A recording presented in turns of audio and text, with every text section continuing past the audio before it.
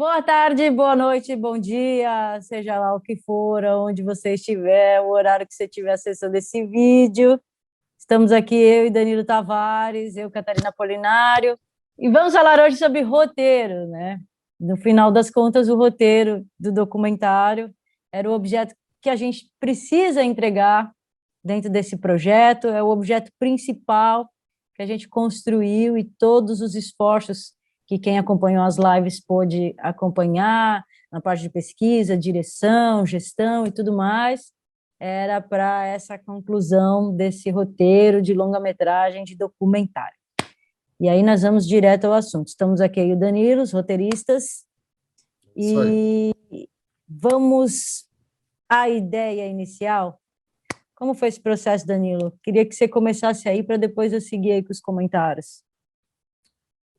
Eu acho que o título, né, é a questão da criatividade, né, de como que a gente trabalha essa questão de criar algo, né.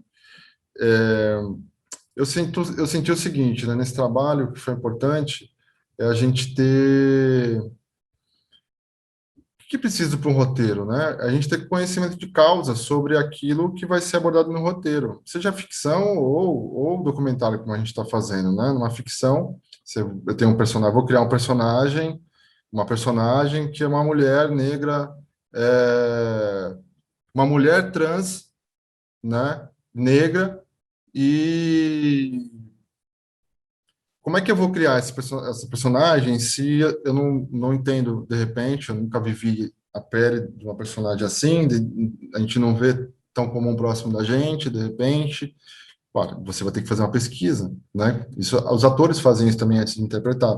Você vai buscar pessoas que têm essa característica comportamental, corpórea, né? Que vive isso e você vai escutar, né? Você vai tentar se conectar e então a pesquisa já veio com isso, né? Já veio e veio muita, né? Então também assustou. Veio uma pesquisa enorme, né? Riquíssima, e aí veio aquela coisa. Agora a gente vai começar a fazer a parte do roteiro em si, né? E eu me preocupei muito, primeiro, eu tenho essa coisa assim, eu gosto de determinar os formatos, e duas coisas, ir determinando o formato e jogando as ideias Então, são duas coisas que são ambíguas, mas que também tem que funcionar meio que no mesmo momento. E a gente, como dupla, né, no começo, a gente ficou meio assim, e agora, não sei o quê, ficamos meio na dúvida, assim, né, foi no final do ano, né? Só que chegou no começo do ano, foi isso que aconteceu, né? Eu me determinei a buscar mais essa questão de como é que a gente faz o formato, digo, a linguagem, assim, do que é um roteiro, né, do que é habitual, tem várias escolas, mas o que é, né, tudo, a arte em si tem um dispositivo, né, tem as técnicas, ninguém pinta um quadro do nada que se considere arte, se não houver determinadas técnicas, determinados padrões, determinados esforços, mesmo que seja para ultrapassar padrão, antes você precisa ter o domínio do padrão, né, e isso é importante. Então, nesse momento foi que a gente combinou, né? A gente abriu um arquivo no Google e você, como veio da pesquisa, da direção de pesquisa, foi lá e começou a fazer um brainstorm. Lógico que a gente teve conversas para provocar essa coisa, a gente se conectar e tal. E aí você foi, e aí eu na sequência fui vindo aos poucos, trabalhando, não acertamos o formato de primeira, eu fui colocando umas propostas, depois a gente foi discutindo, né, teve os títulos, como a gente não fez como o título da cena, a gente não fez como é muito comum, a gente inovou nisso, inovou assim, tem outras pessoas que já fizeram, não é que inovamos que seja a primeira vez que se faça isso, mas Encontramos a nossa forma de fazer, né? Dentro de exatamente, todas as possibilidades apresentadas que a gente encontrou aí nesse caminho, né? colocar títulos que sejam mais poéticos, que fossem mais trouxessem subjetividades, intersubjetividades, né? Para a pessoa já entender mais ou menos o que é a questão da cena, né?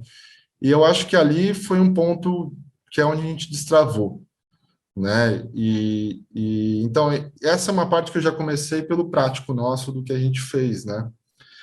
E lógico que depois a gente pode discutir também o que a gente faz para estimular, conseguir ter conseguir produzir algo de criativo, ou algo de produto intelectual, né? Que não é como o pessoal às vezes vê uns filmes aí que falam sobre intelectualidade e arte, né? O pessoal só toma vinho e toma uma substância ou outra e produz lá uma super arte, não tem nada a ver com isso. É muita dedicação, concentração, cuidar da saúde, né? E aí eu queria também, É, já entrando para depois a gente, de repente, partir para outras hipóteses, mas queria que você me complementasse sobre esse momento de destrave, né? Como eu trouxe, como é que a gente estava nessa é. pulsão, né? Porque hoje eu estou bem aliviado, estou bem satisfeito com o resultado que a gente chegou. Dois. Isso que a gente ainda está revisando, né? Eu tenho uma coisa comigo, como jornalista, Danilo é da área do audiovisual, já há bastante tempo produzindo conteúdo para audiovisual, e eu sou da área de comunicação, né? Já trabalho há muito tempo com comunicação. E o jornalismo, dentro da universidade, a gente tem um curso que chama telejornalismo, né? Você começa a fazer roteiros, desenvolver roteiros de programas jornalísticos, né? E a questão do documentário e essa linguagem também é uma coisa que a gente, na academia, no banco da universidade, a gente acaba lidando com isso, entendendo, percebendo como se atua. Mas sempre com essa linguagem documental, né? Com a responsabilidade do jornalista de, por exemplo, olhar os dois lados, de você avaliar todas as questões. Tem uma responsabilidade ética, que inclusive, quando você está na escola de jornalismo, as pessoas citam muito um caso chamado escola base, de uma distorção histórica feita em relação a um fato que culminou na, no linchamento de um casal, acabou com a vida deles e depois foi comprovado que não era verdade, era fake news. Hoje o que a gente chama de fake news na escola base já acontecia. E hoje o tamanho, a proporção que isso pode ganhar é gigante. E aí eu vou trazer outro exemplo para vocês. Peço até licença que a gente sai um pouquinho do tema, mas acho que nesse momento é importante a gente falar, né, Danilo, como documentaristas, como pessoas que guardam a verdade, buscam estar sempre próximo da realidade, né, para não fazer nenhuma distorção dos fatos, né, a gente está sempre buscando se informar, por exemplo, como o caso da menina do Guarujá. No Guarujá também teve um caso onde uma moça foi assassinada, espancada até a morte, porque houve aí uma fake news que ela fazia rituais satânicos com crianças. Então, eu acho que a primeira coisa, se o pessoal que está assistindo a gente, é a galera que está querendo fazer roteiro, é tomar muito cuidado com o que a gente fala, né? Buscar saber e trazer essa coisa da responsabilidade. A gente é responsável e a gente está falando de vidas, né? Então, é muito importante a gente trazer isso. E era uma das coisas que me preocupava muito, inclusive, eu sempre conversei isso com o Danilo, que a gente ia fazer um documentário, a gente queria trazer muito de arte, muito contexto de arte, e a gente se inspirou muito, já desde a pesquisa. O meu diálogo com o Danilo em relação da pesquisa foi que a gente já fosse para o campo de pesquisa com o olhar de cinema, com o olhar do que seria cena, com o olhar da fotografia, o que daria boas cenas, o que daria bons momentos, bons enquadramentos, né? Então, eu já fui para esse campo com a minha mente pensando, criando isso, e já trouxe também algumas ideias que a gente foi colocando em ordem. E acho que quando a gente faz as coisas em conjunto, em dupla ou em trio, enfim, a gente tem várias maneiras de fazer, né? Nem sempre a maneira que o Danilo se adequa a fazer é a maneira que eu me sinto mais à vontade. E a gente foi tentando encontrar um meio termo nessas coisas. E isso envolve conflitos que a gente teve que passar por cima deles, dialogar, vendo isso como uma oportunidade de acertar os ponteiros, isso é muito importante. As visões que a gente trouxe eram distintas, cada hora surgia uma novidade, porque o nosso olhar não é pleno e sabe de tudo. Então a gente muitas vezes falava, não tinha pensado nisso, nem eu, nem ele, e nem ninguém. Então, ai, caramba, então vamos voltar. E voltava umas casas e revisava tudo, e escrevia mais um pouco, e trazia aí novas visões, enfim. Então sempre foi um processo lento, não foi um processo rápido, e até o momento que a gente realmente começou a escrever, deu uma certa insegurança. Para mim era algo novo, porque eu nunca escrevi um roteiro de longa-metragem. De longa-metragem eu nunca tinha escrito. Escrevi já roteiros de curta, escrevi já roteiros, como eu falei para vocês, de telejornal, mas de longa, não. Então, para mim, foi muito importante essa transformação. E aí, quando o Danilo fala do formato que ele buscou, ele já estava pesquisando e estudando sobre esses formatos de como você escrever, né? E como assim? Em que pessoa do texto, em que pessoa, em que tempo, em que pessoa você escreve, como é a redação desse documento, como ele vai ser formatado, o que que precisa ter num roteiro de documentário para ser apresentado quando a gente vai levar para algum lugar para buscar patrocínio.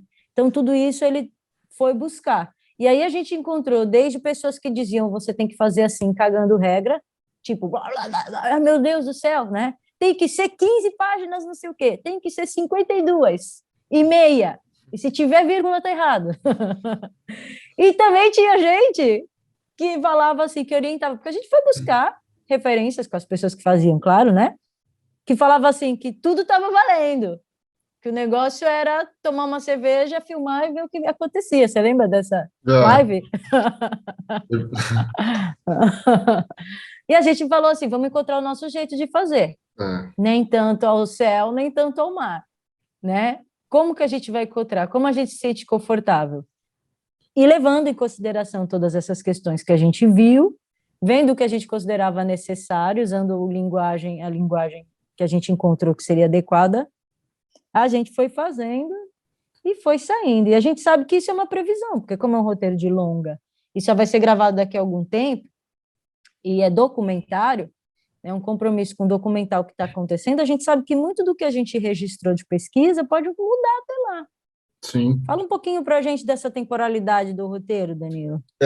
Eu queria dar temporalidade, né? Eu também queria complementar uma coisa com base que você falou. Eu Boa. já fiz também alguns roteiros de curtas, né? A gente faz porque a gente ama cinema, a gente vai fazendo.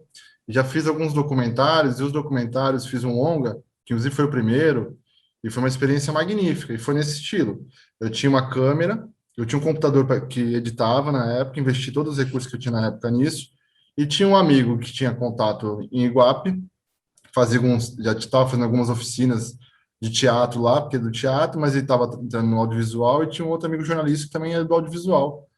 E a gente pegou num carro bem velhinho, enchemos o carro do nosso material e conseguimos dormir de graça na oficinas culturais, tinha lá uma oficina cultural que tem lá em Iguape, e com um pouquinho de dinheiro. E qual era a meta? Nós vamos fazer documentário na festa do Bom Jesus de Iguape, e a gente vai comer de graça, porque a gente vai vender o documentário fazendo, né?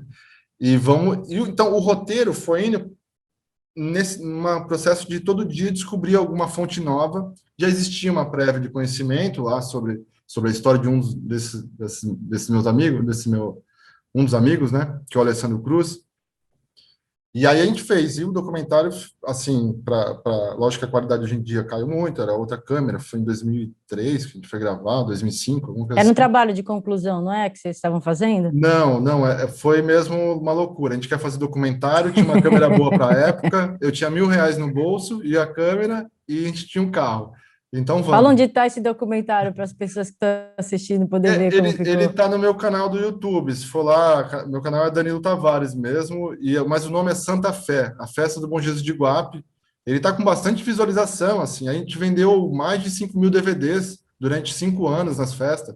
A gente levava, nas primeiras festas que a gente tinha acabado de lançar, a gente levava 3.000 DVDs impressos na primeira festa e vendemos tudo. A gente pirateou, a gente encontrou pirateado nosso DVD da feira que tem em Iguape. Foi mais engraçado, assim.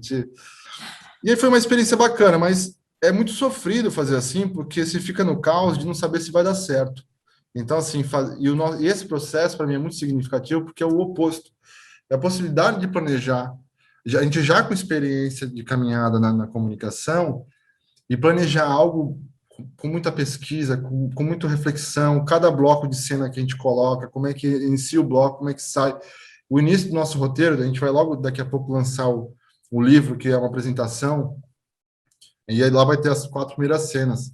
Aquelas 4 primeiras cenas, para mim, já são lindas, assim, a gente conseguiu trazer um processo artístico com base no conteúdo, que traz muito logo no começo do que a gente vai querer fazer com o filme, né? Então, só queria dar uma entrada dessa experiência, porque eu entendo que dá para fazer assim. Eu já fiz um documentário aqui também do problema aqui na Vila dos Pescadores, e foi assim: peguei 2 amigos aqui, a Catarina Bertolini e o Vinícius, e vamos lá fazer, vamos lá. A gente entrou lá e vamos lá fazer e tal, 2 dias de gravação.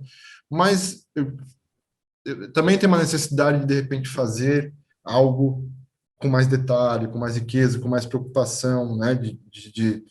de não errar em alguma informação e tal. Agora, Até voltando... porque é bem mais complexo também, né? A gente está falando, por exemplo, de povos e povos originários, comunidades tradicionais e povos de terreiro, né? E qual a conexão entre essas histórias, né? E ainda são histórias de mulheres, né? E são pessoas do litoral de São Paulo. O recorte é esse, litoral de São Paulo. Então a gente pesquisou de Canané a Ubatuba, de ponta a ponta do litoral. A gente fez uma malha fina para ver quem a gente encontrava e as portas que se abriam também nesse momento de pesquisa. Que a gente sabe que o universo é riquíssimo, imenso e muito além do que a gente encontrou. Isso é certo. E todas as mulheres que não estão contempladas ali com seus rostos ou com a sua história, eu gostaria muito que elas soubessem que elas estão na energia que a gente está colocando aí e que, para quem está assistindo e gostaria de repente, fazer algo nesse sentido, procurem. Porque muito além disso do que a gente está mostrando, inclusive na nossa pesquisa, tem muitas outras histórias. Tem muitas outras histórias. E acho que esse é o rolê. A gente está fazendo um documentário que, se você assistir, e eu assisto vários documentários que eu falo assim, caraca, só essa cena, se for falar sobre isso, discorrer sobre isso, dá um novo documentário, né? Então, estimule mesmo a mente de vocês a procurarem as histórias, a procurar partilhar, e até as comunitárias que estiverem assistindo, a contarem as suas histórias com uma câmera, ver o Danilo dando exemplo de que ele fez com pouco recurso, né? E existem hoje aí diversos métodos, meios de captação de recursos, e que a gente até pode no finalzinho dar uma dica para vocês, que vocês podem usar. Mas vamos voltar lá para o nosso tema, que senão a gente fica papeando. A temporalidade, você falou, né? É exatamente o que eu venho falando, e de repente fica até uma coisa meio repetitiva, mas é interessante esse termo, né? Que é o projeto de um trajeto. Então, um trajeto, ele tem o tempo dele do porvir, né? É como a vida, né? E então, quando a gente for fazer as gravações, vai ser um outro momento histórico, né? E aí não é um momento histórico porque os historiadores acham importante. É um momento histórico porque é outra realidade, é outro tempo. Por mais que seja amanhã, já é outro momento histórico. Mas vai ser o ano que vem, por exemplo. Então, de repente, nesse início de pôr o projeto em prática, seguir um trajeto que é o da gravação, a gente vai encontrar essas mulheres que a gente não encontrou na pesquisa, algumas dessas outras que a gente está colocando pode vir, de repente, a falecer, porque nós todos estamos sujeitos a isso, né? Nós mesmos podemos chegar lá e, de repente, né, várias coisas podem acontecer, mas isso faz parte da magia da vida. Então, um documentário como o Trato da Realidade, a gente tem que estar ciente dessa magia da vida, que é que os acontecimentos e a vida é uma dádiva do agora que se repete. E a gente vai chegar lá, até mesmo as nossas intenções, nossas lentes, que a gente está trazendo, tanto das nossas vivências individuais, singulares, como também da pesquisa e da nossa escuta com essas comunidades. Pode ser que a gente lá dentro, quando chega, a gente mude essa lente. Pode ser que a gente encontre outro eixo temático, né? Lógico que isso tem todo um processo de organização, de produção que tem que ser levado em conta, mas pode ser que a gente saque alguma coisa lá que ou a gente acrescente, né? Isso faz parte da dinâmica do fazer. Mas qual que é o importante, que aí eu vou pedir para agora eu vou fazer uma pergunta para você que tem a ver com isso. E como é que o roteiro trata exatamente? A gente pegou um território do litoral, tem alguns nichos culturais de comportamentais, de grupos, de territórios que a gente determinou como foco. Como é que a gente... Que seriam as culturas nascidas no Brasil, né? E o documentário tem uma estrutura, que é importante falar, pessoal, o documentário existe uma estrutura, a gente dividiu em blocos, né?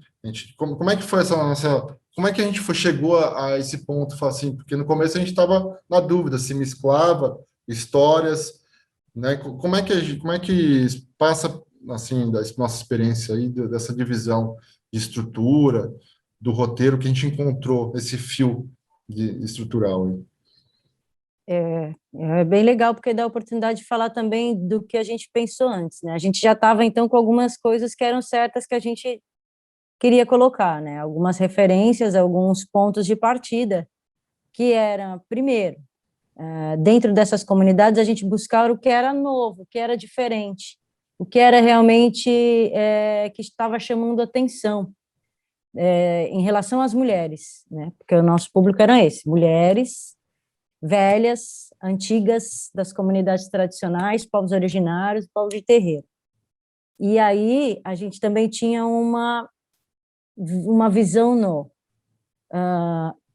por que nós vamos adentrar nesse território. A gente se entende como pessoas que querem levar uma informação, que querem utilizar esse recurso para garantir que a luta delas tenha um reforço, né? Não somos nós que vamos lutar por elas, né? Assumir esse lugar de fala dessa luta, mas também nós podemos fazer alguma coisa vendo, e a gente acompanha, e tem ideais muito semelhantes nesse sentido, em relação às comunidades tradicionais. Então, a gente já sabia que era importante a gente olhar para as principais lutas, necessidades e esforços que aquelas mulheres estavam colocando para manter a sua cultura, que isso faria delas, de forma legítima, as mães do fogo.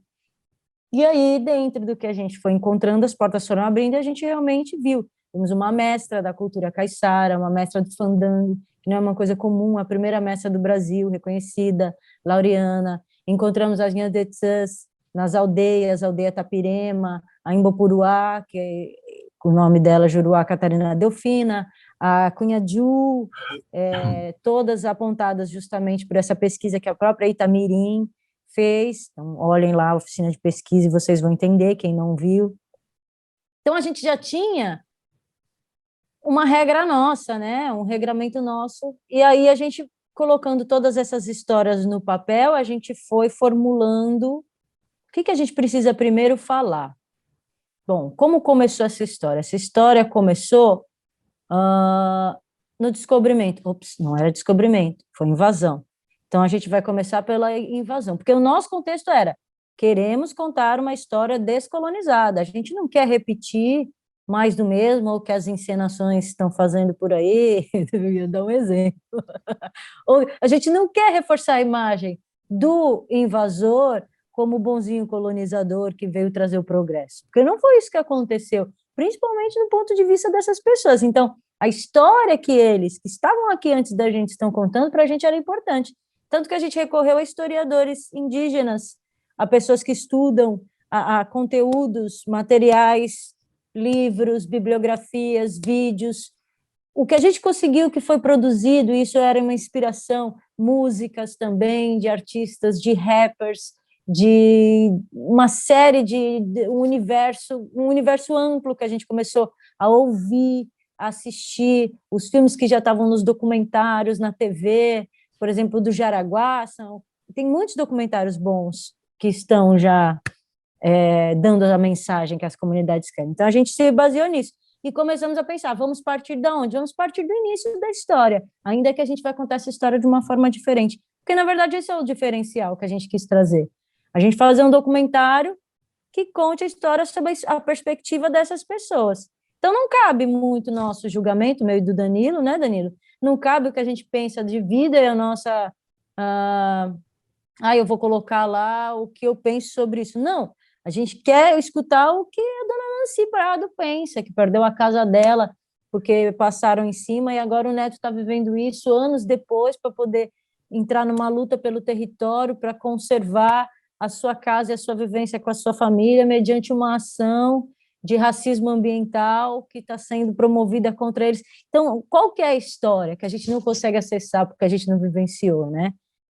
Aí que foi formando o nosso roteiro, através das falas delas. Eu acho que foi uma coisa muito intuitiva também, porque a gente lia a pesquisa, e a pesquisa já estava lá destacada mais ou menos, e isso foi muito legal que a gente fez na pesquisa, dos principais pontos, os mais importantes para elas, o que elas queriam dizer, o que as movia. Então, todas as perguntas que foram feitas na pesquisa já foram feitas com essa ideia de trazer uma visão do que elas queriam falar. E aí a gente teve a oportunidade de fazer as lives e falar para elas, a gente quer fazer umas lives, o tema é esse, lhe diz respeito, é isso que você quer? Dentro desse tema, o que você quer falar? Ou então, quer mudar esse tema? Vamos construir junto. E em vários momentos a gente, através dessas lives, descobriu coisas novas também que elas queriam falar e elas não tinham falado na pesquisa, né? E mulheres novas, foi muito louco. E eu acho que de forma muito intuitiva a gente trouxe e fazendo essa escalada temporal, né? Porque essas histórias se encontram, são histórias, são culturas que nasceram no território brasileiro, né? A partir da exploração, do invasor contra as comunidades indígenas, do genocídio, a partir da instalação dessas pessoas que não queriam adentrar, esses caiçaras, né, que ficaram ali à beira-mar, que quiseram se instalar e ter suas famílias e ter as suas raízes ali, e não quiseram ir para o centro, desbravar, né, como os bandeirantes faziam, mas se instalaram ali, por ali ficaram no meio daquela natureza fantástica que era a Mata Atlântica. Enfim, e a partir daí a gente fez essa narrativa, dividir em blocos, para que ficasse também uma coisa respeitando cada cultura, né? Que não fosse uma grande mistura a ponto de você alterar, né? Confundir, né? Para não confundir, porque, Isso, né? Porque a gente está trazendo já isso. coisas que não estão tão à vista, não estão tão na superfície da comunicação da escola, por exemplo. Como que a escola trata essas pessoas? É muito atrasado ainda. Então, a sociedade tem uma visão muito curta e muito errônea, muitas vezes, sobre essas pessoas, essas comunidades, né? E aí é legal, porque você falou dos blocos, né? E os blocos, como é um projeto é um roteiro para buscar a gravação, né? Então, o que eu achei bacana é que momentos do roteiro ele já demonstra ter até uma linha do que a gente vai querer como edição, como roteiro de edição, mas ele está dividido em blocos, porque a gente aborda cada território, porque um dos principais temas, na verdade, o eixo que transversalizou com todos foram questões territoriais.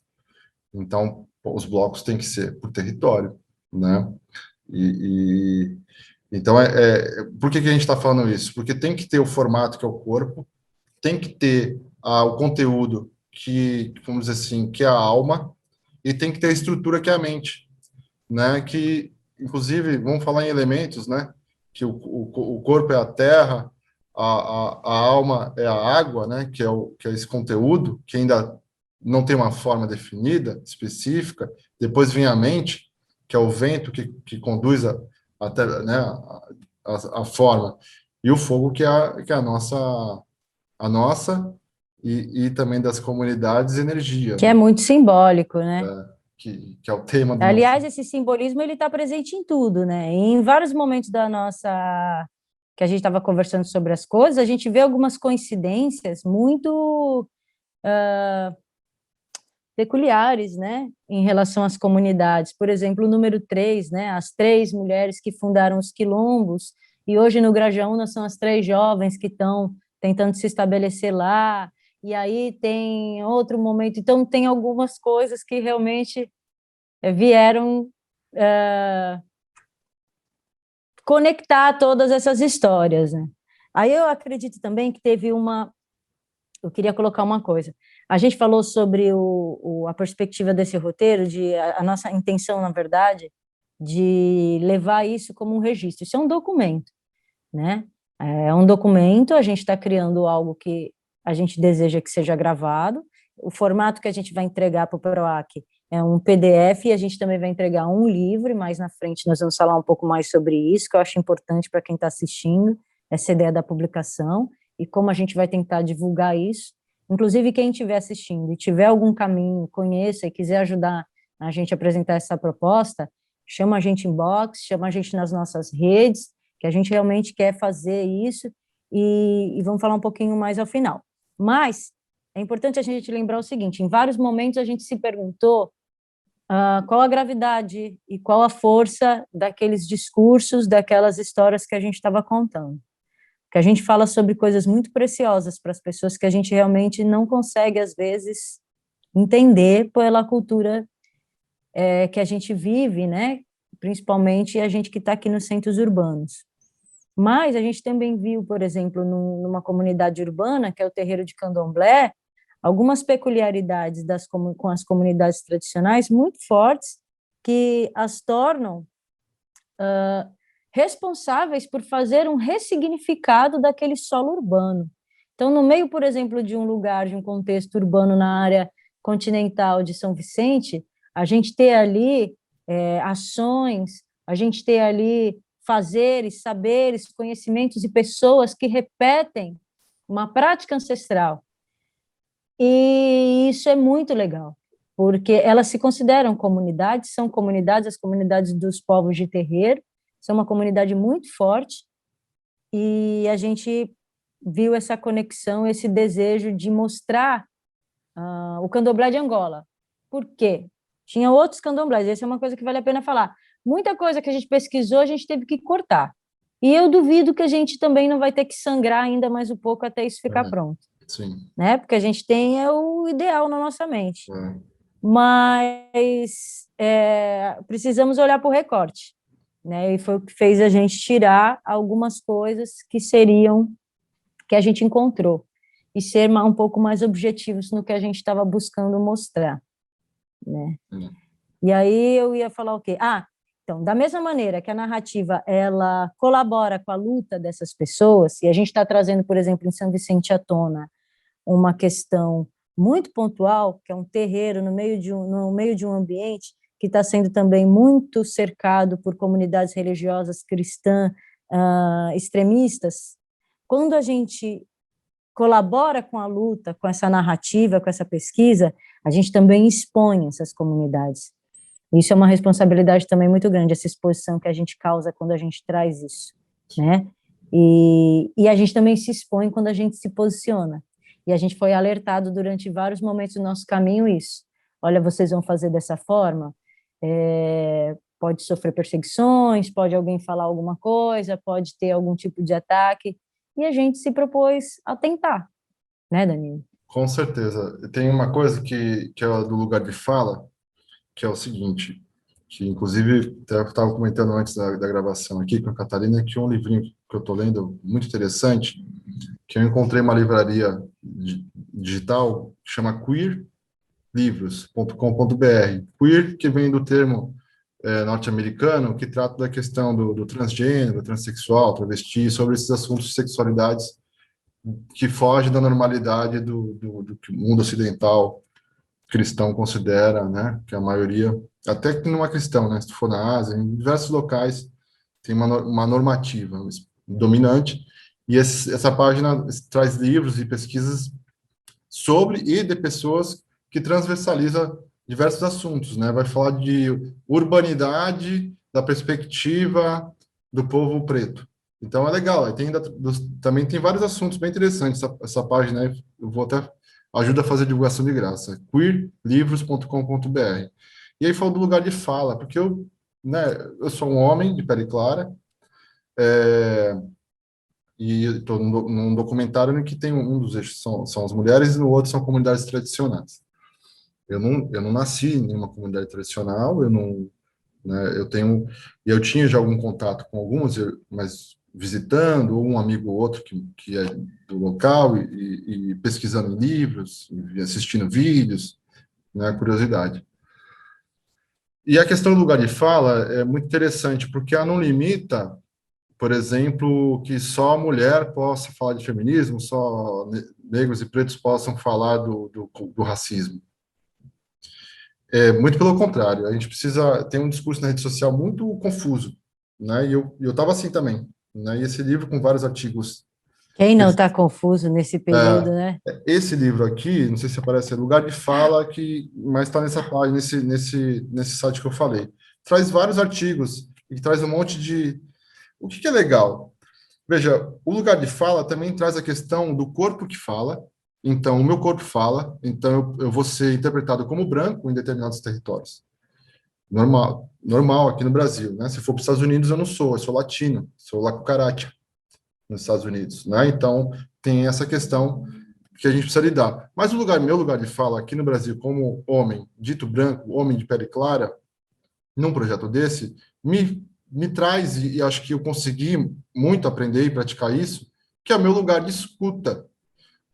Qual é o meu lugar de escuta? Qual é o meu lugar de silêncio? Então, o que eu me silencio também? Porque aí eu vou perceber que as mulheres que estão trabalhando comigo e as mulheres que estão sendo pesquisadas, elas têm os locais de silêncio, elas têm o local de escuta também delas, e a gente está buscando possibilitar, com o diálogo conosco, inicialmente, dar escuta, para que esse lugar de fala dessas pessoas também tenha um lugar de fala com escuta, porque existem muitos locais que se dá oportunidade de fala para pessoas que são de características, classe social ou de gênero, que são mais excluídos, que às vezes vão para o evento, mas a escuta não está sendo dada. É quase que um selo do, né, como se eu estivesse querendo só colocou ali para limpar a barra, assim, porque hoje em dia é marketing. E a gente sempre se preocupou com isso. E nesse livro me trouxe muita definição sobre isso, assim, muita tranquilidade nesse momento, porque eu estou sempre me esforçando e vou continuar me esforçando que o pior de tudo é quem silencia, né? Não é quem participa da luta, daqueles que têm outros lugares de fala. Que lugar de fala está ligado a lugar social, né? Eu não preciso morar na favela para achar que é um absurdo as condições que existem nas favelas, né? O que aconteceu hoje no Jacarezinho há pouco tempo. Eu não preciso morar naquela favela para me emocionar, para achar que é um Sim. absurdo, né? Na semana do Dia das Mães, mataram 25 pessoas, jovens, crianças. Eu não preciso disso. Agora, eu não posso pegar e Vou dar querer uma tomar o lugar frase de aqui. fala daquelas pessoas. Eu não posso falar por elas que estão lá naquele território. Então, qual que é? Porque eu também tenho o meu local de escuta. Então, acho que isso vai formulando, as pessoas precisam cada vez perceber isso, né? Que o lugar de fala não é uma disputa para ver quem manda, quem tem a hierarquia da fala, mas é voltar à cultura da oralidade, porque a cultura da oralidade só existe se tiver escutatória. Se não tem escutatória, não tem oratória.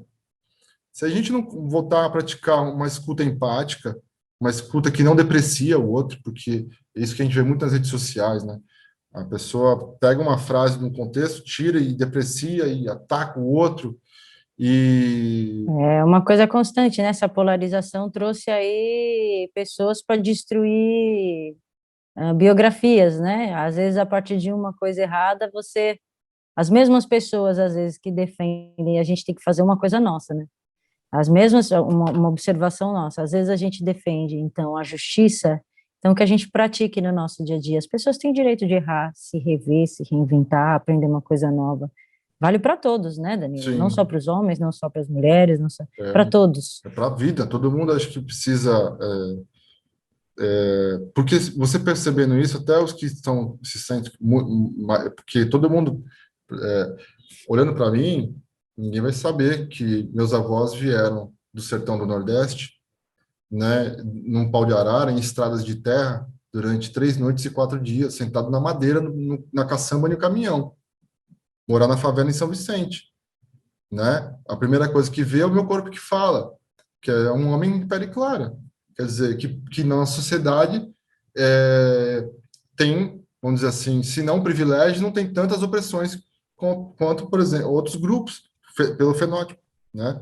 Mas a minha história também está aí, que não é vista, e tem um processo de opressão passada, né? Que traz da memória larga, que vem trazendo, que também é uma desconstrução. Eu também tinha sensação de que determinados setores eu não poderia estar, né? E até desconstruir isso, determinado lugar da sociedade não era para mim também. Eu tinha isso também. E eu acho que quando essa questão do lugar de fala, ela pode trazer para essas pessoas que estão na opressão, na zona abissal, né? Como Boaventura de Souza Santos diz, a zona abissal, a zona dos que nem às vezes nem são não humanos até para a sociedade, né? Como essas pessoas que foram mortas pela polícia do Rio de Janeiro, né? Isso aí, Assassinadas. assassinadas, né? Então, eu nem sei porque eu fui para qual foi o começo da fala, mas Mas eu achei importante porque precisa, assim, a gente precisa dar segurança para as pessoas entrarem nas lutas, mesmo que você não faça parte dos grupos sociais.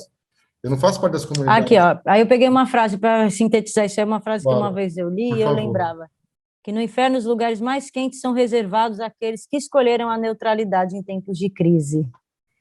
E aí, essa frase aqui, as pessoas falam que é do livro. E essa daqui veio sim o nome do livro. A Divina Comédia, de Dante Alighieri. O pensamento foi utilizado pelo filósofo Henry Powell Spring. né, um norte e pelo americano John F. Kennedy, mas, no final das contas, vale para todas, todos e todes, a questão de que não devemos, não precisamos, não compactuar e permitir não se manifestar quando algo está errado, né, e a gente está vendo. Porque, às vezes, é uma saída fácil, né, uma solução fácil a gente ficar neutro, né? Sim, porque aí eu Vamos também, para uma outra né? coisa? Sim, vamos lá. Perdão. Não, beleza. Vamos para uma coisa aqui que eu acho bem importante a gente falar, ó, para a gente não avançar muito as horas também. Fizemos aqui no nosso roteiro uma divisão e eu queria falar um pouquinho disso, Danilo, se você me permite. Por favor. E nós começamos com a ideia. A ideia é o que o Danilo encontrou em alguns lugares apontado como a sinopse, não é isso? Não, tem a ideia, tem o logline, aí vem o story, A sinopse, sinopse e o argumento. E aí isso. foram várias informações, porque para roteiro tem muito pouco na internet às vezes, sobre isso, e tem mais para filme, né? Pronto. O que é diferente, né? Como é que você explica um roteiro, explica um filme? E aí, fala aí, como é que a gente chegou nessa... Tá, a gente dividiu na ideia, né? Começamos com a ideia, que é uma síntese, basicamente é um parágrafo sobre o que a gente estava colocando, e depois a gente partiu para o storyline, né?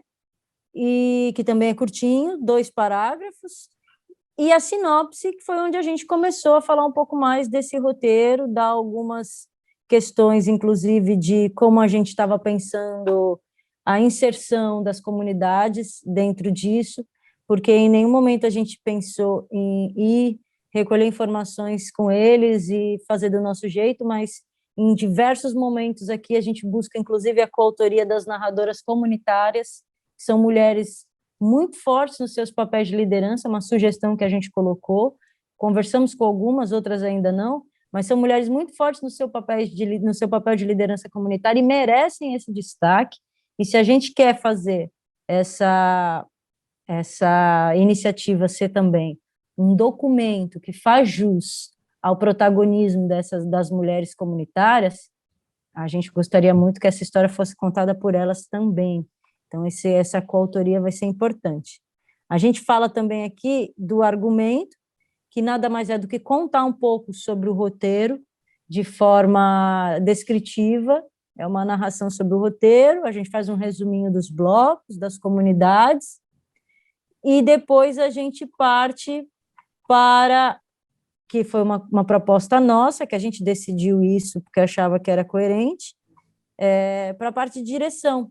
Então, nós trouxemos alguns trechos de direção, entre eles, claro, as 4 cenas principais, iniciais, e uma sequência com os números das cenas que vem depois dessas 4. Então, tem as 4 descritas da maneira como está no roteiro, e depois cena 5, o nome da cena, se ela vai ser externa, interna, se vai ser uma arte gráfica, teatro, música, dança. Então, tem alguns elementos que a gente consegue mostrar para quem está lendo, justamente com essa proposta de que a pessoa entenda o que é o roteiro. E lá no final, a parte de direção. Direção de arte, direção de fotografia, direção de trilha sonora e direção de pesquisa, e uma argumentação jurídica, falando sobre que tipos de legislações nacionais e internacionais, essas internacionais, tratados dos quais o Brasil é signatário e cujas as tratativas foram internalizadas, né, nas leis do país através de decreto presidencial. Então, tudo isso a gente tentou trazer de forma resumida para que a pessoa entenda que o que a gente está falando lá também, em alguns momentos tem algumas questões que a pessoa pode falar, puxa, mas se é um órgão público que está fazendo a remoção dessas pessoas, né?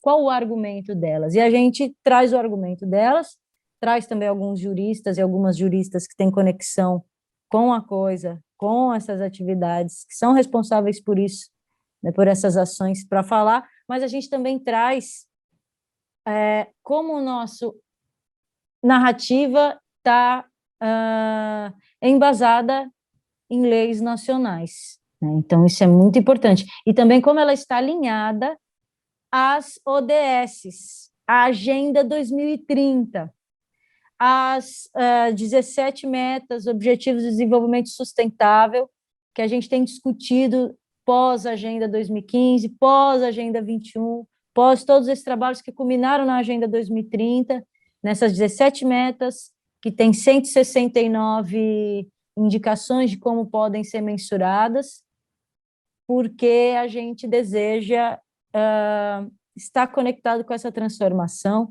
e buscar parceiros e parceiras que estejam nessa sintonia. Falei demais, hein? Não, que isso. Eu que falei demais agora.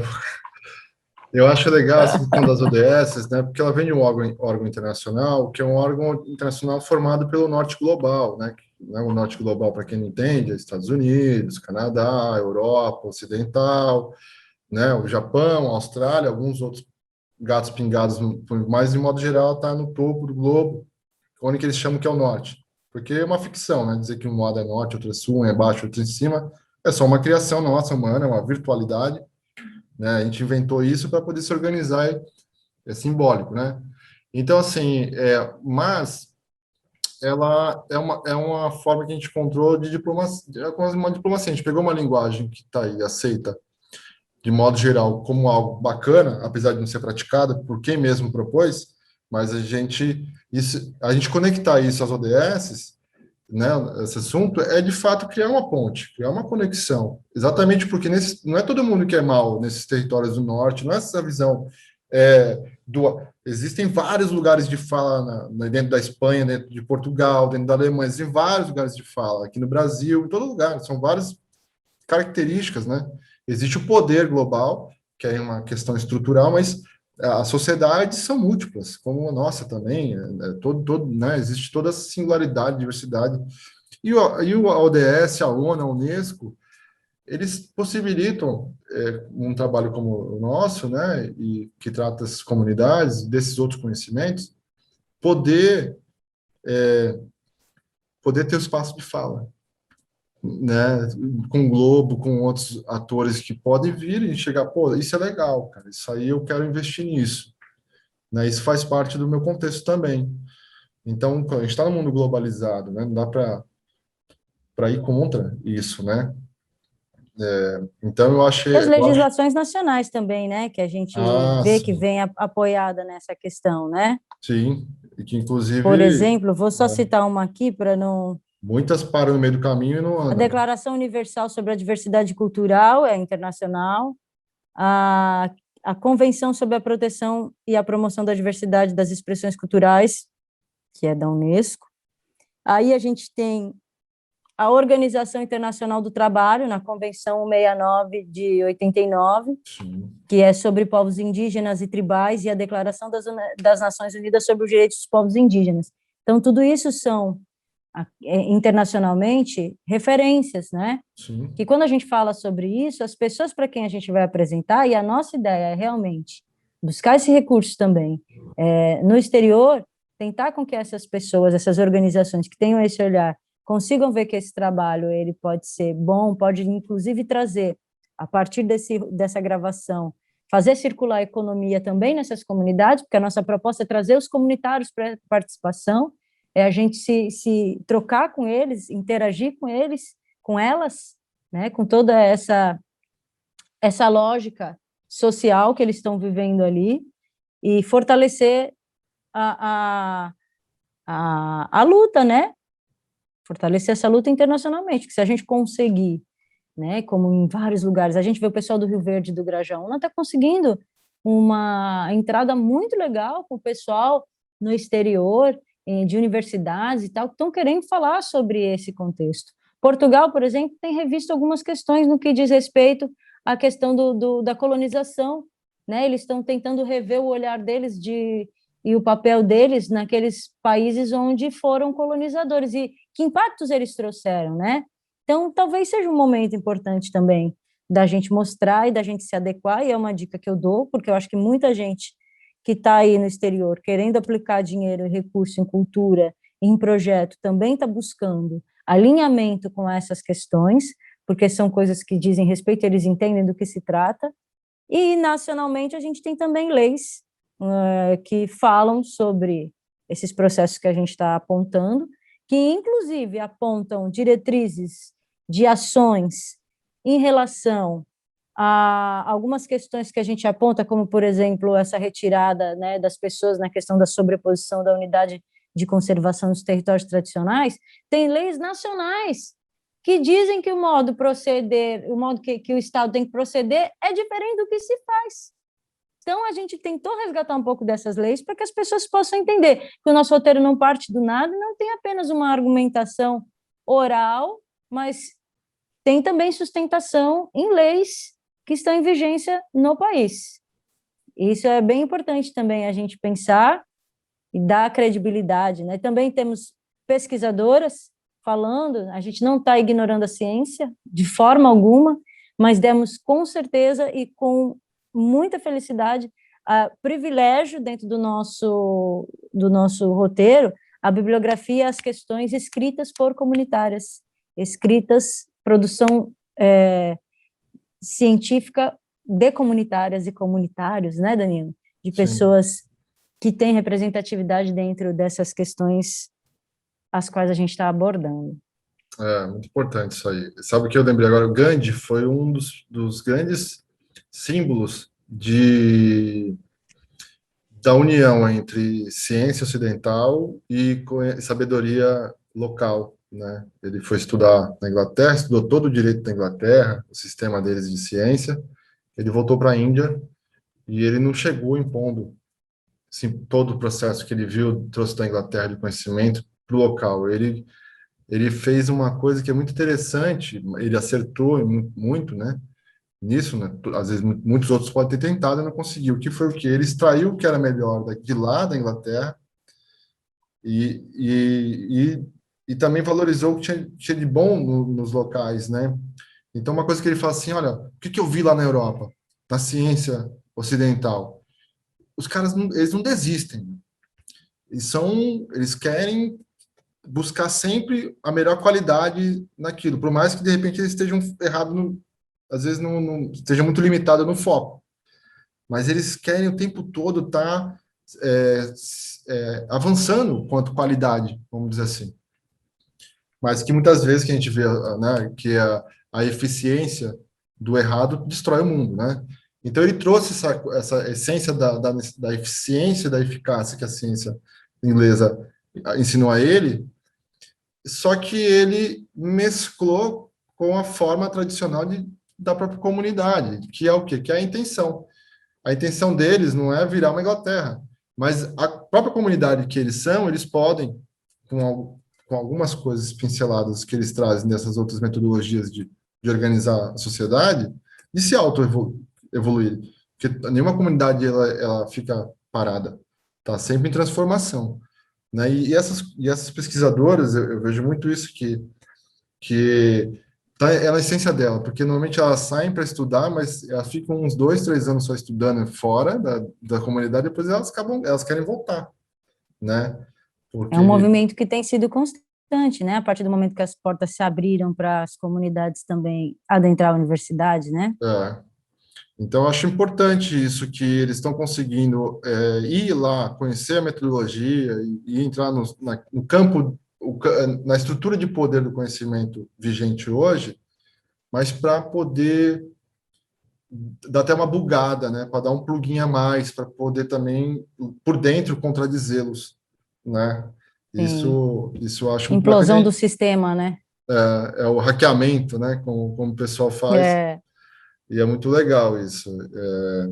Sobre o processo criativo em si, o que te estimula? O que você fez para estimular, no meio da pandemia, a sua criatividade? Olha, então, em vários momentos durante o processo criativo que a gente de escrever, né, o roteiro, uma coisa que foi muito interessante, a gente estava com um plano de ter tranquilos dias de escrita, lembra? Nosso plano inicial é que, quando a gente estivesse escrevendo o roteiro, a gente não tivesse preocupação com nenhuma parte mais do projeto, a não ser essa. O que não foi real, porque no meio da pandemia, aconteceu uma série de entraves e a gente está até hoje fazendo um processo meio que junto, né? É. Não teve como.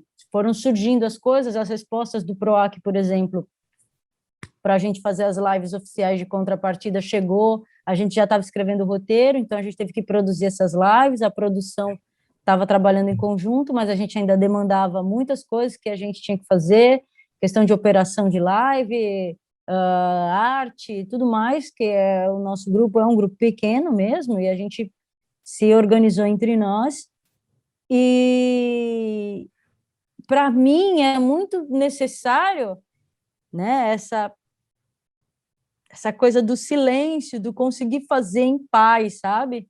De você acordar, tomar o teu café da manhã, e aí eu me estimulo comendo as coisas que eu gosto, eu me estimulei muito também mexendo nas plantas, indo para o quintal, sabe? Assim, minha família é uma família de caiçara. Desde criança eu me entendo como caiçara, e eu não conhecia a família do meu pai, que é um homem negro, que tem uma família negra, que é de origem de Alagoas e Pernambuco, mas eu não tive contato com eles até os 20 anos. Não tinha essa informação. Então, a coisa do caiçara em mim sempre foi muito forte, e da minha bisavó indígena, que vivia numa comunidade caiçara em Ilhabela. Então, ir para esse espaço onde a minha família ainda vive, muitos ainda vivem lá, poder estar vivenciando nesses momentos de pandemia, contato com aquele território, né, ali naquele gramado, naquele chão, naquele lugar, vendo os pássaros ali que estão, as árvores, uma árvore ou outra, aquelas árvores que meu avô plantou, que a minha avó plantou, a comida que ela gostava de fazer. Isso para mim foi uma forma de eu me estimular, né, estimular o meu cérebro, a minha mente, a minha criatividade a avançar em territórios que fazia tempo eu não entrava com a loucura dos centros urbanos, né?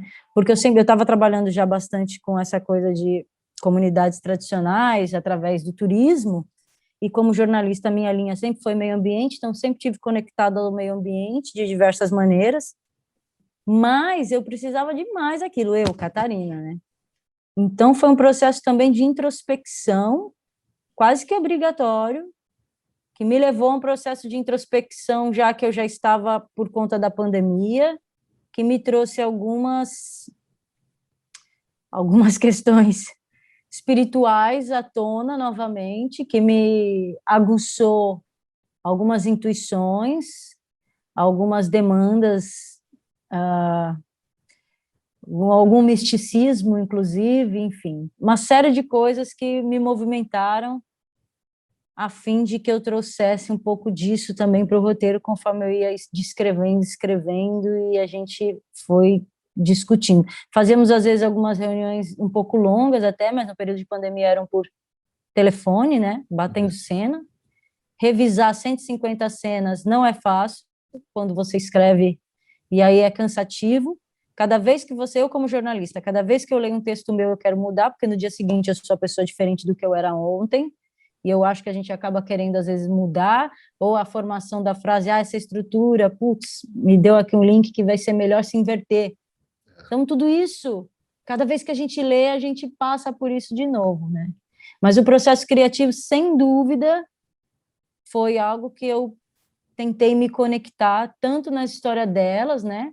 Ouvindo a vozinha delas, indo buscar vídeos sobre elas, músicas que elas gostavam, que elas cantavam, enfim, mas também me conhecer, tentar conectar com essa ancestralidade, com essas questões todas que sempre permearam o meu imaginário, a minha construção como pessoa, e me motivaram a estar entrando em projetos como esse, que movem o meu coração acima de tudo. Se for uma coisa muito bacana, como é que também que eu sinto, como que eu encontro no momento onde estou mais propício a produzir de maneira criativa, né? É buscar levar tranquilidade interna. Isso não chega no passe de mágica, não é só um método, cada um vai ter o seu de encontrar, como a Catarina falou. Então, tem um lado vamos dizer, consumir, tem um lado de observar o que já escutar músicas que são específicas do que a gente está trabalhando, começar a ver um monte de documentário, principalmente disso, né? Comecei a ver um monte de documentário relacionado próximo ao Faz assunto. parte também, né? fui ler sobre feminismo comunitário, fui ler livros sobre feminismo, fui fazer um curso de feminismo online, aí fui aprofundar um estudo que eu já vinha fazendo de decolonialidade, que é uma coisa que a gente explica de uma maneira fácil, mas no fundo há uma série de coisas para estudar. É um mundo, um universo de pensamento novo, assim, e a gente vai ao mesmo tempo fazendo. E aí também a questão de como é que eu faço outros trabalhos na vida também, não estava só nesse, a Catarina também, mas assim, como é que eu vou buscar tranquilidade? Porque às vezes eu estou ansioso, às vezes não estou legal, às vezes estou com problema, estou com estresse, não sei o Tá quê. mais em tempo de pandemia, né, Danilo? Então eu busquei organizar meu horário de dormir, era prioritário, eu acordava cedo, todo dia praticamente cedo, mesmo final de semana, porque eu gosto de acordar cedo, então eu percebia, mesmo quando eu ia dormir, às vezes ia dormir 1 da manhã, eu mantinha o meu horário de despertador, no máximo eu voltava 1 hora depois, então eu acordava entre 6 e 7h30, não, Falou em acordar cedo, deu uma bocejada. né? Perdão, E, gente. né? E aí depois É legítimo. eu parava, almoçava, eu parava, porque trabalhando em casa, a gente não para. A gente para de trabalhar É. para ir lavar a roupa, para ir varrer o chão, para ir. Não, você não para, velho. Né? Corre para apagar a panela que está queimando no fogo, né? É, Eu e tenho aí a tem. técnica do avental. Enquanto eu estou de avental, eu sei que tem alguma coisa no fogo. Ah, Aí, às vezes, eu estou fazendo, eu olho assim, eu vejo que eu estou é. de avental, eu corro para a cozinha, que eu sei que é um sinal. Então tem os horários para descansar. Você fala, não, agora eu vou parar. Sabe? Você fala, não vou falar Putz, palavrão. precisa. Dane-se. Põe o celular Ócio totalmente. criativo. Exatamente. Essa coisa do ócio criativo, do tempo do Macunaíma, né? O tempo que você tem que parar para. Vou observar um pôr do sol lá na minha sacada, da onde que eu moro. Dá para ver o pôr do sol quase todo dia quando tem. Então, às vezes eu estava muito pilhado, desligava tudo, entendeu? Aí eu ia lá mexendo nas minhas plantinhas na varanda, sentava e ficava meia hora vendo o pôr do sol. E ali meu cérebro ia trabalhando a sujeira, ia dando uma limpada, e no final eu conseguia, às vezes, sentar em 5 minutos, resolver uma coisa que eu estava a tarde inteira travado e Pois ansioso, é, né? E, pois é. E às vezes é só questão de tempo. Às vezes você sentou, descansou e aí uma coisa se resolveu por si só, porque também tem isso. tem isso. Tem que acreditar um pouco no Tem isso. caminho, né? Tem, e aí a gente escuta, e é uma coisa que eu trouxe, por exemplo, da Laura. A Laura, foi a Laura, não? Foi a Nalva. A Nalva que falou que a avó dela era indígena e ela falava assim: não adianta correr, porque quando você corre, você chega mais rápido no final. Muito bom. E aí eu falei: que fantástico! E ela contou e compartilhou isso com outros saberes maravilhosos que eu ouvi nesse tempo, que me fizeram realmente tirar um pouco o pé. O que que vale a pena? O que que a gente É. precisa? Quando a gente precisa dizer não? Quando a gente precisa se olhar? Quando a gente precisa se cuidar? Quando, por exemplo, um processo como esse criativo depende de eu estar bem, depende, o que que eu tenho que abrir mão naqueles períodos para poder isso dar certo e fazer essa coisa funcionar, né? Entender que agora já não é o tempo de eu me preocupar com isso. Comecei a tocar pandeiro, comecei a fazer outras coisas também que estão sendo muito legais. Voltei a tocar violão, a pegar meu violão e eu ficava às vezes treinando umas coisas nada a ver. Enfim, várias coisas foram surgindo para me ajudar também a ter uns momentos fora disso, porque meu ano, cara, você sabe disso, quando a gente está imerso nesse projeto, é uma coisa que você pensa, você come, você dorme, É. e mesmo que você queira esvaziar a tua cabeça, você viu uma coisa e você fala: puxa, isso daqui é uma cena legal que ia caber no projeto. Olha a cor desse dendê que está na minha mesa. Eu cheguei a mencionar, esse tom de coisa está na fotografia, será que eu falei sobre isso? Né, louco? Né? Então, o tempo todo você está trabalhando com E, aquela tua mente ansiosa. e tem uma frase que também do Daniel Mundokuru, que combina muito com essa da Laura, né? Que ele fala o seguinte, que Da Nalva, a avó da Nalva que da falou. Nalva, a avó da Nalva, que caminho abre caminho. Então, se caminho abre caminho, o mais importante, porque traz a experiência indígena, quando a gente caminha numa floresta, a gente sabe que o caminho abre caminho. O mais importante é como a gente pisa e como a gente observa o caminho, porque ele vai se abrindo. Isso faz parte. né? Agora, se você não conseguir, não se preocupar como você pisa pelo caminho, como você olha por o caminho que você está, é isso que ela falou. Você chega depressa demais, você não, e às vezes você deixou estragos no caminho, porque você não pisou direito. Você pode até se machucar É, no caminho, né? ou E, você não prestou atenção nas belas paisagens, nos é, aprendizados. Não tem num processo como esse, a gente chegou à conclusão realmente, desde o início a gente queria conduzir esse processo no ritmo das Iabás, né? Que é aquela coisa circular, mais tranquila, como pede um roteiro que fala das mulheres anciãs, das idosas, das velhas, das antigas, né? Várias terminologias. A Dida me corrigiu outro dia, falou, não é idosa, não, é velha mesmo. Eu falei, e na cultura caiçara antigas, que a gente chama. E essas mulheres têm já, na sua sabedoria, um ritmo menos acelerado, né? Que é o que a gente, desde o início, se propôs a tentar encontrar, né? E foi legal. Em alguns momentos o sprint foi bem intenso, porque não tinha outra maneira, eu acho que faz parte. mas de forma geral, acho que a gente conseguiu cumprir o papel. E estamos aí com o roteiro pronto. Isso, viva! Um roteiro lindo. Assim, como a gente falou, nosso primeiro roteiro, individualmente, é nosso primeiro roteiro de longa, em dupla também, de É repente. verdade. E, cara, assim, eu tô feliz demais, assim. Às vezes eu fico pensando, como a Catarina falou, talvez sangre mais o roteiro, porque ela quis dizer, talvez a gente tenha que, na hora de fazer, tirar algo. Porque ali tem assunto, meu, para montar uma série de pelo menos 7 capítulos, de 45 minutos cada episódio. Você tem muito conteúdo É, ali. E aí, logicamente, tem foco, né? Existe foco. E essa é uma tortura de fazer documentário. Também já era das minhas outras experiências isso. A gente gravava. Aquele que eu contei do documentário do Bom Jesus de Guape, a gente tinha 275 horas. Foi isso? Peraí, eu tinha.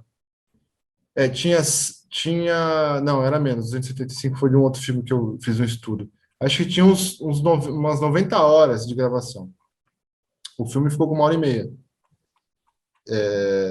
E é isso, é torturante. Eu fiz a edição e é torturante, porque eu gravei, eu fiz a câmera e fiz a edição. E sangrar, cara, porque o primeiro corte que a gente fez ficou com 4 horas e meia. e tem apego, né? A gente tem apego às histórias. A gente também tem uma coisa da redundância também. Às vezes, isso também é um aprendizado na hora do corte, na hora de fazer, que é a gente aprender a não ser redundante.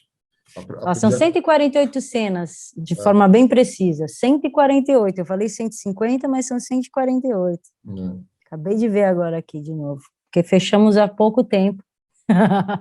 Partilhando aqui com vocês que fechamos o É. argumento, essa construção do argumento que será feita em livro há pouco Há tempo. pouco tempo, e E até mesmo o final do roteiro, né? Que a última cena já tinha uma coisa, já estava bem estruturada, mas acho que nós dois ainda estava assim, ali falta um tempero, sabe? Falta dar um temperinho, dar uma defumadinha, precisa dar um gostinho ali no final, né? Ainda a comida tá boa, mas ainda, e aí agora na última semana, né, que a gente foi cutucado e a gente chegou numa pergunta, né, que seria uma fala que vai ser extraída, que na verdade já estava até no roteiro, mas a gente só não tinha linkado com esse fim, né? E é foi um detalhe, um reposicionamento, né?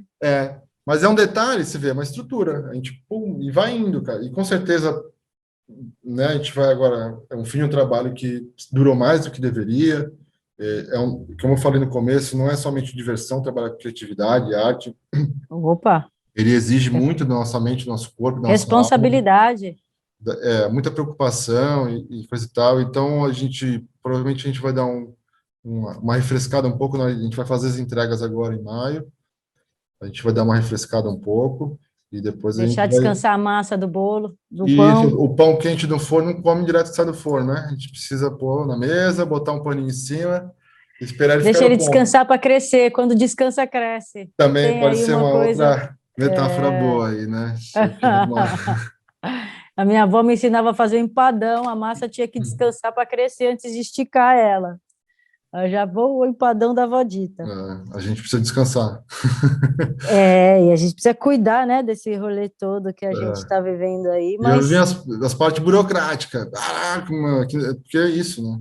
A gente vive uma sociedade burocrática. Então, um monte de detalhezinho. As plataformas governamentais, tudo confusa, e não sei o quê. E, nossa, mas a gente vai e aí isso enfrentar é tema tudo. para uma outra live até, né? É, Mas no final das contas, o processo que a gente vai entregar, que eu estava falando até no começo, é de um livro, né? Vamos falar um pouquinho dessa ah, publicação, Danilo? Qual que é o objetivo dela e como a gente vai fazer ela mais ou menos, para o pessoal entender por que todo esse nosso trabalho, onde ele vai terminar, né? Qual vai ser o ponto zero, né? Começamos do zero, vamos dizer assim, e qual vai ser o ponto de chegada dessa entrega? a Catarina mencionou agora pouco antes a questão da ideia, do logline, da sinopse, do argumento, né, das direções e dos trechos iniciais da cena que ela... Exatamente esse é o livro. Como é que se apresenta um produto de um roteiro de cinema, né? O formato mais comum é esse para o roteiro. Você tem a ideia, que é o princípio, como a gente partiu. A ideia a gente pegou lá do projeto. Se for ver, a gente só melhorou a escrita, a gente aperfeiçoou e tal, porque a gente também aprendeu com o caminho. E aí já o logline, ele já vai dar de forma curta o que o roteiro se propõe. Aí a sinopse já entra num processo de quais elementos conceituais esse roteiro está trazendo. E quando vai para o argumento, ele começa a falar em si do que a gente está propondo de fato no roteiro, bloco por bloco, né, explicando o que é, porque o roteiro não é uma obra totalmente literária, vamos dizer assim. Você não lê um roteiro e entende tudo que quer dizer aquele roteiro. Precisa ter um argumento. O argumento é um pouquinho até maior, um texto que pode variar de tamanho, mas é de 5 a 15 normalmente, e tem até concursos que falam que tem que ser 5, tem concursos que pedem um pouco maior, e depende do local, e tem várias... Então a gente montou isso, né, e botou as cenas iniciais do roteiro, e depois colocou no final as direções, são que a pessoa vem a árvore das cenas, a gente vai fazer uma árvore com os títulos das cenas, por isso que a gente deixou, né, os títulos mais poéticos e mais A edição da simbólicos. Márcia Okida, que Então, foi também quem nos trouxe aí uma simbologia muito interessante, fantástico a logotipagem que ela fez, né? linda, lindo, De linda. todo o processo, e também uma direção de arte muito legal, trazendo aí nos blocos de cada comunidade as cores, mas aí isso daí é uma outra live que a gente já passou agora na última semana, que também está no nosso canal do YouTube, e vocês vão poder conferir nas lives de direção, tem mais informações sobre. E o objetivo, só complementando o que você perguntou, né? O Por objetivo favor. disso, o objetivo desse book é um livro que a gente vai ter de formato digital e a gente vai imprimir algumas poucas versões. O objetivo é a gente poder enviar para produtoras, para possíveis patrocinadores, para a gente apresentar o trabalho de uma maneira qualificada, né? De uma maneira que possa chegar nas mãos certas, de pessoas que também são interessadas nisso e, de repente, tem uma posição social privilegiada que possa vir com a energia, materializar, ajudar a gente a poder materializar. É muito difícil esse roteiro ser pensado em ter nós fora da execução das gravações e da produção em si, né? Pode ser que haja uma negociação, como ocorre normalmente em alguns locais, né? A gente pode trazer uma diretora mais famosa de cinema, de documentário, né? E a gente permanece como co-diretores. Então, na verdade, não saímos, e aí tem que pode ter contratos onde que a gente também tem que bater o martelo, porque a nossa preocupação, como a Catarina falou, já Isso daí são coisas que estão sendo sugestionadas, né, que sugestionado, a podem gente tem que estar ocorrer, mas nada disso preparado. a gente ainda conseguiu ver. Mas Nós estamos avaliando todas as possibilidades para a gente entender os caminhos que a gente toparia ou não, né? entregar para Que outros não seria topamos. interessante ou não. Entregar para outros sem a gente não topamos muito. Pelo menos agora é muito complicado pela nossa responsabilidade com esses grupos, né? A gente Opa, pesquisou elas, a gente está expondo elas, de certa maneira, a É gente mais do que isso, as conexões, né? é, Eu posso falar, por exemplo, eu tenho conexões com pessoas ali, antes até desse documentário, que eu tenho uma consideração mesmo isso. de cuidado, e jamais nossa, ia me sentir à vontade fazendo algum tipo fazendo elas se sentirem de alguma maneira preteridas, ou até mesmo no tratamento dessas pessoas. Não, Uma equipe para entrar num lugar como esse precisa ter, e a gente discutiu bastante sobre isso, competência, inclusive, de empatia, de entender que é um espaço desconhecido, que as regras ali daquela cultura exigem um certo respeito, né, também, mas são culturas diferentes que você tem que pedir licença, né? Tem muitas coisas que estão colocadas em cada cultura dessa e elas são diferentes, que a gente vai ter que se preparar como equipe para adentrar esse território de exatamente. forma respeitosa e entrar e sair com as portas abertas, né?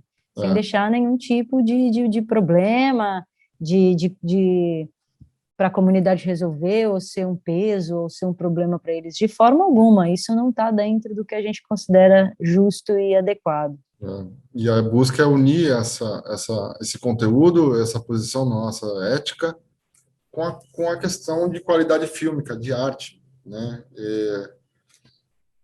Assim, seria uma honra, né, e ter uma qualidade fílmica e que se espalhe pelo mundo esse filme, que seja interessante, até mesmo para a estrutura É, globalizada, né? Então, assim, é uma forma de hackear até mesmo essas estruturas de grande distribuição, né? Pegar esses temas que estão fora do padrão cultural hegemônico do mundo, né? Que é uma visão europeia e americanizada, e poder adentrar nesse espaço e trazendo um pouquinho dessa pluriversidade, dessa diversidade, dessa coisa que tão viva, né, em todas as sociedades, é, né, que é a diversidade, né, que está sendo cada vez silenciado, escondido, jogado para zonas de exclusão. Então, assim, é uma honra isso, né, poder, como documentarista, isso seria um grande orgulho, vamos dizer assim, que é. se Eu eu, me pautei também muito em filme, eu passei a assistir muito filmes africanos e filmes indianos e filmes fora dessa escala americanizada e eurocentrada, justamente com essa visão de encontrar um olhar que a gente possa, outros olhares, né, para a é, linguagem do cinema. O Brasil já teve também, teve através do Glauber Rocha e outros nomes do cinema, e o seu momento de também escrever a sua história, né, colocar a sua sim, personalidade dentro do movimento do cinema, né, e acho que a gente tem aí um povo muito qualificado que está sempre conquistando espaço, né. Então, por que não a gente, a partir desse olhar latino-americano, desse olhar mais até afrocentrado, né, trazendo um pouco da linguagem do cinema africano, a gente encontrar a nossa maneira, né? Isso que foi muito legal. E dentro desse contexto que a gente trouxe, com bastante entrevistas, com cobertura de festas, trazendo as indígenas como referência, as quilombolas, as caiçaras, as minhas primas e as parentes. Então a gente fiquei muito feliz e acho que faz tempo que eu não me sinto jornalista mesmo, sabe? É, né, mas sim, jornalista, uma coisa do, faz tempo que eu não me sinto jornalista mesmo. E a responsabilidade é grande, sinto o peso da responsabilidade, sinto a gratidão, que também vem com a responsabilidade de poder acessar esses territórios, os braços e ouvidos e celulares abertos dessas mulheres, para a gente poder conversar nesse período de pandemia, das pesquisadoras, de todos os envolvidos do processo, dessa parceria com o Danilo. As trocas foram muito intensas, a gente teve muitos momentos onde a gente se entendeu e se desentendeu, e faz parte dos olhares de cada um, da vida de cada um, a gente vai aprendendo com o outro e aprendendo com as histórias que foram aparecendo no nosso caminho, e acho que isso é muito importante quando a gente percebe que ninguém está pronto e ninguém está perfeito para algo, que a gente está sempre se renovando, sempre aprendendo, e se estar disposto para essa transformação, acho que é o começo. Como esse roteiro que a cada momento, se a gente for lê-lo, ele já vai ter uma novidade, né? Porque ele parte de histórias muito contemporâneas e ele traz, apesar de trazer histórias, contextualização históricas, né? Do Brasil e dessas comunidades e dos povos que aqui viviam todos, nós, né? Como povo dessa terra, como cultura dessa terra, nós todos e todas. Ele traz também uma visão de hoje, uma visão de agora, traz algumas coisas que aconteceram esse ano, no ano passado, né, e traz um olhar de dentro de um processo pandêmico. Concluindo, a gente vai transformar esse material nesse produto que é um livro, que vai estar disponível aí em PDF também, né, Danilo? Isso. E no formato impresso, que com o design da Márcio Kida, e aguardando aí a oportunidade de conseguir levar esse olhar, essa linguagem, essas histórias, esse nosso conteúdo produzido, esse nosso trabalho tão querido, para que a gente possa torná-lo agora de fato um filme, né? Sem correr, porque senão a gente chega logo no final, mas pensando também na urgência de fortalecer essas narrativas, para fortalecer também essas lutas. E aí eu fico muito feliz. Obrigada, Danilo, obrigada a todos que assistiram. Da minha parte, eu encerro com um grande abraço para todas e todos e ao eterno. Muito obrigado, Catarina. Eu faço dela as minhas palavras agora no final e que vocês que assistiram se inspirem, de repente, mesmo que não tenha experiência, caminho abre caminho, vai buscar informação, vai tentar, busca alguém parceiro, não é fácil fazer parceria, a parceria a gente também tem que ter, é como família, né? Às vezes quando briga, mas tem que estar sempre à disposição de retornar ao elo, né? E é isso, e nosso elo está agora chegando no final forte, né? Agora vamos finalizar, descansar depois um pouquinho e tentar para o ano que vem ver se faz virar esse filme, né? Vamos lá. Vamos Força para fazer. todos. Claro que muita energia para todos e que em breve a gente já possa passar esse momento aí de pandemia, de loucura, de insanidades, de militarismo, essa coisa sombria. Vamos para cima, pessoal. Um grande abraço. Vacina para todos, fiquem bem, se cuidem. Tchau, Danilo. Tchau. Obrigada, gente. Beijão.